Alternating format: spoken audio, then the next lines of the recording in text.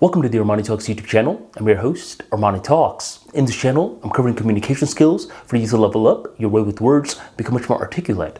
In today's episode, I'm going to be talking about why you should never compare salaries.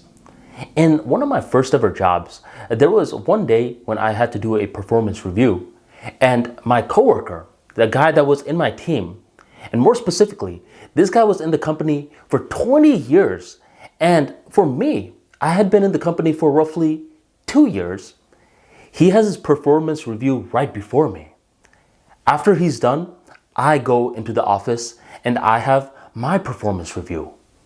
Once I come out, my coworker, let's just call him Dennis, he's like, "Hey, Arman." He could never say Arman. He would say, "Arman, what was your bonus?" And I didn't want to say my bonus out loud first. I actually thought it was against the company rules for us to share our bonuses or our salaries. But Dennis, he didn't care. Dennis was like, "Here, I'll tell you." "Go ahead, tell me."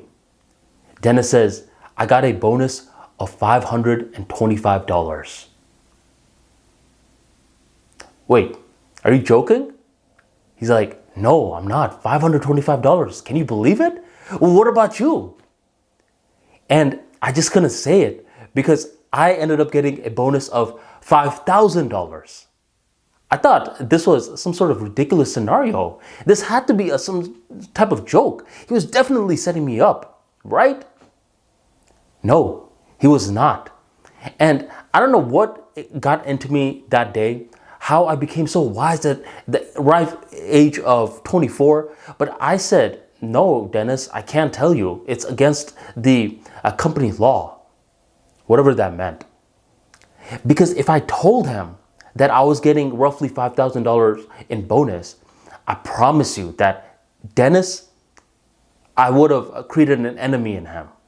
He would have been pissed off at me and my manager, and he would have started this little civil war. He would start telling my salary, my bonus to other coworkers, and suddenly everyone begins comparing their salaries, their bonuses, and we don't focus on the work anymore. We're only focusing on who gets paid more. This is why you don't want to share salaries with others. The context of the situation that I gave you the story from was from the lens of Dennis being my teammate. You may say, "Well, can I at least share my salary with my friend, with my dad, with my brother-in-law?" You may be able to share it, sure, but you don't want to compare. You don't want to be in that game where you're saying, "Okay, well, I make $120,000 a year. What about that guy? What does he make?" And you hear $135,000 and it just stings you, right? It's like an arrow got shot through your chest. It hurts you. And instead of just accepting reality for what it is, you start providing a lot of unneeded explanations. And your explanations may be valid. Maybe you make $120,000 in Florida and someone makes $130,000 in New York. Objectively speaking, your $120,000 has more purchasing power in Florida because the cost of living is lower in Florida than New York. 130 is way less than 120 when you're evaluating the correct context. And that's what you're doing. You're just thinking about the context because this guy that's making $135,000, you're a little jealous of. You always thought that this person had this silver spoon in his mouth and you just don't like it. So the fact that this guy has a number higher than yours, it bothers you a lot. And you don't care about the industry, you don't care about the cost of living, you don't really care about anything. You just care about that number. And it doesn't matter how high your number is. You may be at that stage of your career where you're making $200,000 a year. You think you're making a lot, but that's when your mind will present another problem for you. I know this one podiatrist, he makes $200,000 a year, but he doesn't really care about gross pay at all. All he cares about now is how much am I keeping? What's the net cash that is being kept?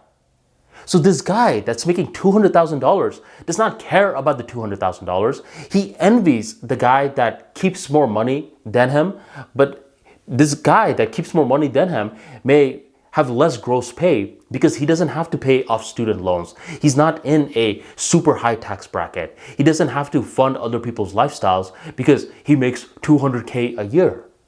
So there's always going to be a new problem when you're comparing salaries. What you really want to do is stop comparing so much and be grateful for what you have. There are people that are barely making any money and they have been in their career for a long time. They just keep hopping from job to job to job, getting fired left and right. You should be grateful that you are not in that position.